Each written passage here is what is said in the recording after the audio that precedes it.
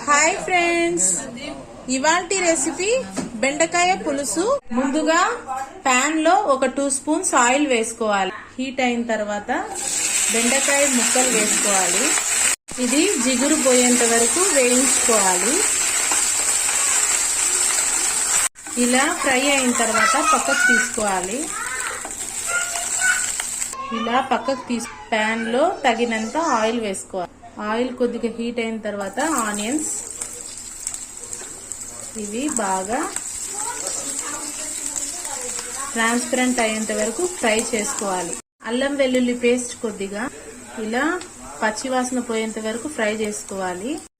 ఎండుమిర్చి కొద్దిగా వేసుకొని బాగా కలిపేసుకోవాలి. చిటికెడు పసుపు కలిపేసుకోవాలి. ధనియాల పొడి వేసి బాగా కలిపేసుకోవాలి. కరివేపాకు వేసుకోవాలి. ఒకసారి బాగా కలిపేసుకోవాలి.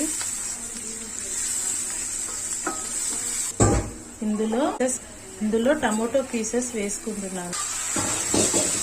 టమోటో పీసెస్ వేసి బాగా కలిపేసుకోవాలి.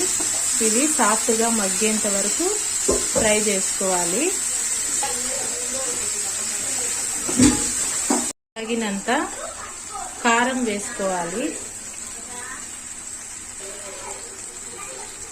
కాస్త బాగా ఫ్రై చేసుకోవాలి. మసాలాస్ అన్ని బాగా మగ్గించుకున్న తర్వాత ఇలా 1 కప్పు పెరుగు తీసుకోవాలి. ఈ స్టేజ్ లో పెరుగుని యాడ్ చేసుకోవాలి. ఇలా ఒకసారి కలిపేసుకోవాలి.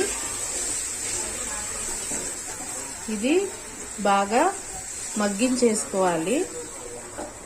పెరుగు యాడ్ చేయడం వల్ల బెండకాయ పులుసు చాలా థిక్ కన్సిస్టెన్సీలో కమ్మగా ఉంటుంది. బాగా మగ్గిన తర్వాత కొద్దిగా వాటర్ కూడా యాడ్ చేసుకోవాలి. బాగా మగ్గిన తర్వాత బెండకాయలు వేసుకోవాలి. ఇలా బెండకాయలు వేసుకున్న తర్వాత బాగా ఓసారి కలిపేసుకోవాలి.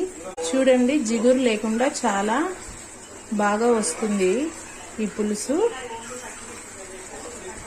రుచికి సరిపడా ఉప్పు కలుపుకోవాలి. లాస్ట్ లో ఫైనల్ గా కొద్దిగా చింతపండు పులుసు వేసుకొని బాగా కలుపుకోవాలి. 5 మినిట్స్ మూత పెట్టి మగ్గించుకోవాలి. ఆపేసి దింపేసుకోవాలి. ఎంతో టేస్టీ అయిన బెండకాయ పులుసు ready. Like and subscribe our YouTube channel Goldie Kitchen Magic World. Bye bye.